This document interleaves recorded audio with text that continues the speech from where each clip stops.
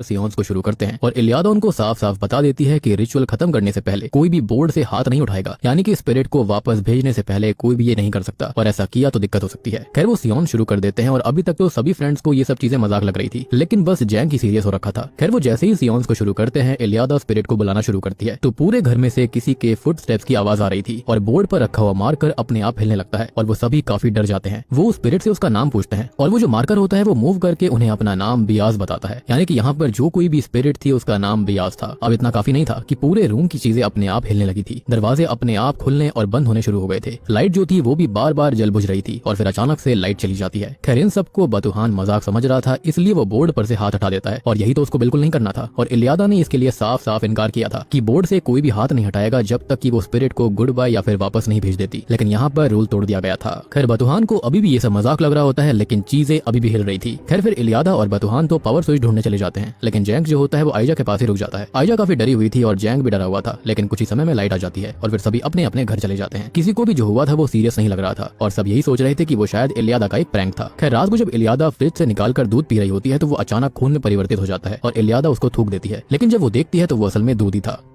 खैर फिर अगली सुबह कॉलेज में जाने के लिए जब वो तैयार हो रही थी तो हम उसके पीछे मिरर में किसी को देख पाते हैं। फिर इलियादा को किसी चीज की आवाज आती है और वो एक बर्तन था जो कि गिर पड़ा था, तो इलियादा उसे उठाकर रख देती है और जैसे ही वो पीछे मुड़ती है तो एक ब्लैक क्लोक यानी कि एक काला चोगा पहना हुआ व्यक्ति उसे गले से पकड़कर हवा में उठा लेता है और अगले ही पल वो गायब भी हो जाता है। अब जो कुछ भी इलियादा के साथ हो रहा था वो नॉर्मल बिल्कुल नहीं था और इसलिए वो सियोन्स वाले सामान को अपने घर पर नहीं रखना चाहती थी, तो वो सामान को अपने साथ कॉलेज लेकर चली जाती है और अपने लॉकर में रख देती है। फिर वहाँ पर आइजा आती है और फिर वो दोनों बतूहान और जैंग के पास कैंटीन में जाती है। फिर इलियादा उन सबसे ये पूछती है कि क्या कल रात के बाद उनके साथ कुछ अजीब सा घटित हुआ था, तो बतूहान इलियादा का मजाक बनाने लगता है और कोई भी कल रात वाली बात को लेकर सीरियस ही नहीं था। फिर हम आइजा को रेस्ट रूम में देखते हैं जो कि लिपस्टिक लगा रही थी कि तभी वो एक रेस्ट रूम के दरवाजे को बार बार बंद होते हुए और खुलते हुए देखती है कि तभी वहाँ की लाइट्स भी अपने आप ही फ्लिकर करने लगी थी। फिर वो चेक करने जाती है और तभी वहाँ पर दो और लड़कियां आ गई थी। आइजा देखती है कि रेस्ट रूम के अंदर कोई नहीं था और जब वो मिरर के पास आती है तो मिरर पर सेम वही किताब वाला सिंबल बना हुआ था और आइजा की लिपस्टिक से ऐसा हुआ था। खैर ये सब देखकर तो आइजा काफी डर गई थी कि ऐसा किसने किया। मीनवाइल इलियादा जब आरजे रूम में थी तब उसके पास किसी कॉलर की कॉल आती है और पहले तो वो कुछ नहीं बोलता, लेकिन फिर वो अचानक से डिमोनिक वॉइस में अपना नाम बियाज बताता है। ये सुनकर इलियादा बहुत डर गई थी कि तभी उसके लैपटॉप के अंदर से भी अजीब सी वीडियो प्ले होने लगी थी, तो इलियादा वहाँ से डर कर भागकर बाहर चली जाती है। बाहर जाकर वो अपने सभी फ्रेंड्स को मिलने के लिए एक टेक्स्ट करती है और तभी वो नोटिस करती है कि जो भी लोग उसके आसपास घूम रहे थे वो सभी गायब हो गए हैं। खैर तभी हम बतूहान और जैंग को सर्जिकल रूम में देखते हैं और वो दोनों वहाँ पर कुछ कर रहे थे और क्योंकि रात काफी हो गई थी और उनको नींद भी आ रही थी, अब बतूहान उन दोनों के लिए कॉफी लेने चला जाता है और उसके जाने के बाद वहाँ पर रखे टूल्स अपने आप नीचे गिरने लगते हैं। जैंग उन्हें उठाकर ऊपर रख रहा था और वो फिर से नीचे गिर रहे थे और जब बतूहान वहाँ पर आता है तो पूरी की पूरी प्लेट ही नीचे गिर जाती है। जैंग बतूहान को सब बताता है, लेकिन वो उसका यकीन नहीं करता क्योंकि वो तो इन सब बातों पर मानता ही नहीं था कि तभी वहाँ पर लगे हुए टीवी के अंदर वही किताब वाला सिंबल शो होने लग गया था और अब जाकर बतूहान और जैंग दोनों सीरियस हुए थे कि हाँ कल रात उन्होंने किसी न किसी एंटिटी को इन्वाइट कर लिया था। खैर उधर आइजा इलियादा के घर पर थी और वो अपना काम कर रही थी। इलियादा को नींद नहीं आ रही होती तो वो सोने चली जाती है और उसके जाने के बाद आइजा अपने बैग से कुछ निकालने के लिए जाती है और जब वो वापस आती है तो अपनी नोटबुक के अंदर वो उसी सिंबल को बना हुआ देखती है और तभी वहाँ की लाइट्स भी फ्लिकर होने लग गई थी। अब आइजा के हाथ से वो नोटबुक नीचे गिर जाती है और जब वो वापस से उस नोटबुक को उठाती है तो वो नोटबुक बिल्कुल नॉर्मल थी, यानी कि ये सारी चीजें इन चारों के साथ ही हो रही थी। अब आइजा को लग रहा था कि ये सब शायद नींद की वजह से हुआ है, तो वो बाथरूम में जाती है जहाँ पर वो अपने पीछे बियाज को देखती है जो कि बाथरूम से बाहर जा रहा था। जब आइजा जाकर चेक करती है तो वहाँ पर बियाज नहीं होता, बल्कि वहाँ पर इलियादा थी जो कि आइजा के लिए टॉवल और ब्लैंकेट लेकर आई थी। उधर कॉलेज के अंदर हम बतूहान को देखते हैं जो कि टोस को साफ कर रहा था कि तभी उसे एक क्लोजेट अपने आप खुलता हुआ दिखता है। वो जाकर क्लोजेट को बंद करता है, लेकिन वो बार बार अपने आप खुल रहा था और बतूहान फिर आखिरी बार उसको बंद करके वापस टेबल पर जाने लगता है और तभी अचानक लाइट चली जाती है।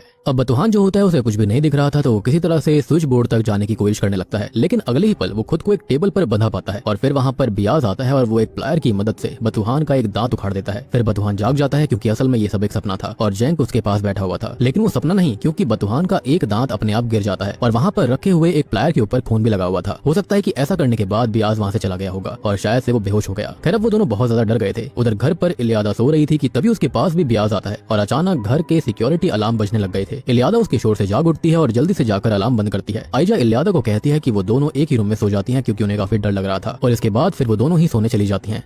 अगली सुबह इलियादा और आइजा को यकीन होने लग गया था कि उस सियोन्स की वजह से बियाज सच में वहां पर आ चुका है और ऊपर से उसके यकीन को पक्का करने के लिए सिक्योरिटी कंपनी वाले इलियादा को कॉल करके बताते हैं कि इलियादा के घर में 8 अलार्म सेंसर्स हैं, 6 विंडोज पर और 2 दरवाजों पर और रात 3:15 पर वो सभी एक साथ बज उठे थे। खैर फिर वो दोनों ही बतूहान और जैंग को टेक्स्ट करके कैंटीन में मिलने के लिए कहती हैं और वो वहाँ पर सभी अपना अपना एक्सपीरियंस शेयर करते हैं और इस बार कोई भी हंस नहीं रहा था और किसी के भी फेस पर हल्की सी भी मुस्कुराहट नहीं थी। अब यहाँ से वो सभी पता करने की कोशिश करने लग जाते हैं कि आखिर उनके साथ हो क्या रहा था, इसलिए आइजा लाइब्रेरी जाकर थोड़ी सी रिसर्च करने लगती है। अब ऐसे ही रिसर्च करते हुए उसे उस किताब के अंदर सेम सिंबल मिलता है जो कि अब तक हर जगह पर दिख रहा था, और उनको पता चलता है कि ये सिंबल डार्क आइज यानी कि डार्क स्पिरिट का है या फिर डार्क वंस का है। अब आइज जो होती है वो एक ऐसी स्पिरिट होती है जो कि किसी फैमिली, क्लैन या फिर नेशन की प्रोटेक्शन करती है, लेकिन जो डार्क आइज होती है वो उसके विपरीत होती है। वो अपने नेशन, क्लैन या फिर परिवार को प्रोटेक्ट करने के बजाय दूसरों को हर्ट करती है जो कि वहां के ना हो, जैसे कि हमने एक्जुमा मूवी के अंदर भी देख रखा है। और अगर आपको इसके बारे में अभी समझ में नहीं आया है तो मैंने एक्जुमा को एक्सप्लेन किया है, आप जाकर देखिएगा, वहां पर आपको इसके बारे में और डिटेल में जानने के लिए मिलेगा। उसका लिंक आपको नीचे पिन कमेंट में मिल जाएगा। खैर उस किताब के अंदर लिखा था कि वो डार्क स्पिरिट अपने विक्टिम्स के फियर पर, डर पर फीड करती है, और वो जितना अपने विक्टिम के डर पर फीड करेगी उतना वो ताकतवर होती जाएगी। और धीरे धीरे होगा ये कि जो विक्टिम होता है वो असलियत और सपने को समझने में अपनी पोटेंशियल खो देगा, यानी कि वो समझ नहीं पाएगा कि सच्चाई क्या है और सपना क्या है, और जो भी सपने के अंदर होगा वही सच में भी होगा, जैसे कि बतुहान के साथ हुआ था। खैर आइजा उस किताब और उसके अंदर जो लिखा हुआ था उसकी पिक्चर सभी को भेजती है, लेकिन वो भूल गई थी कि उसे सोना नहीं है और अकेले तो बिल्कुल भी नहीं रहना है, और वो वहाँ पर लाइब्रेरी के अंदर अकेली ही थी।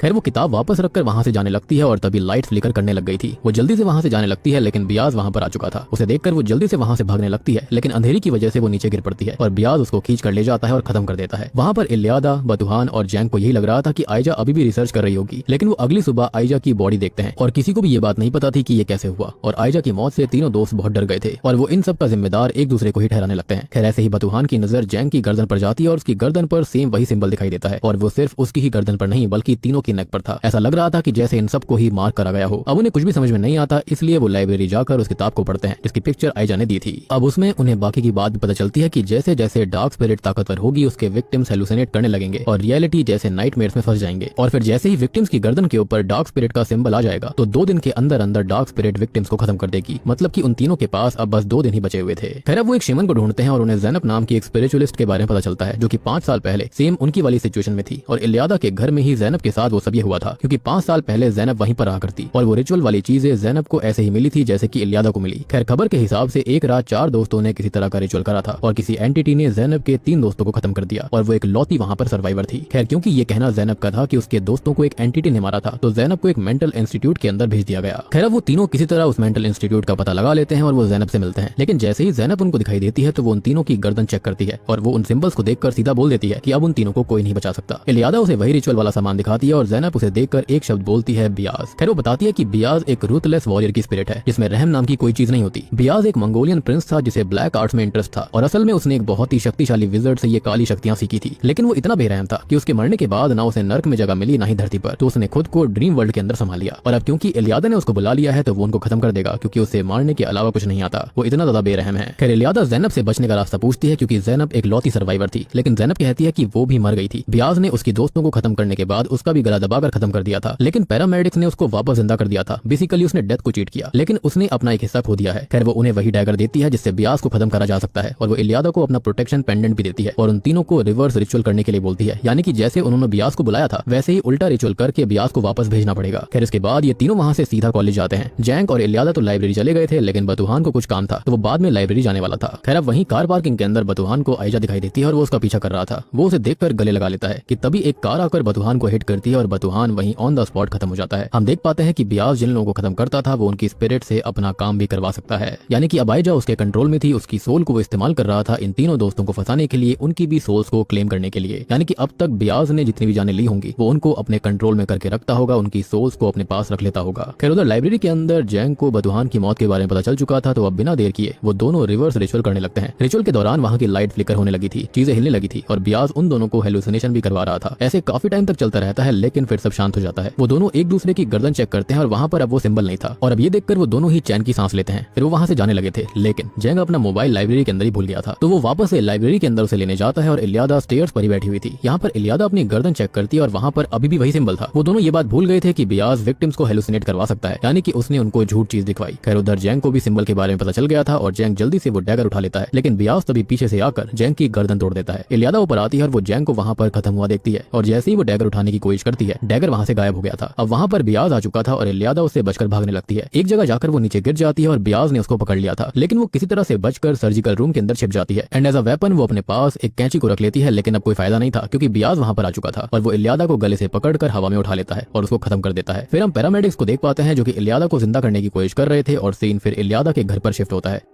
जहाँ पर एक लड़का और एक लड़की उसी रिचुअल वाले सामान के बैग के साथ आए थे और वो दोनों वहाँ पर इलियादा से ही मिलने आए हुए थे जो कि बच गई थी और वो दोनों इलियादा की हेल्प करने आए थे क्योंकि बियाज अब उनके पीछे पड़ा हुआ था। यानी कि जैसा कि शुरुआत में ज़ैनब के साथ में हुआ था, यानी कि एक विक्टिम बच गई थी, सेम चीज यहाँ पर इलियादा के साथ में हुई थी और अब ये सिमिलर चीज यानी कि ये साइकिल आगे और दो के साथ भी हो रही थी, जिसका पता करने ही वो इलियादा से मिलने वहां पर आए थे। और बूम, इसी के साथ में ये मूवी यहीं पर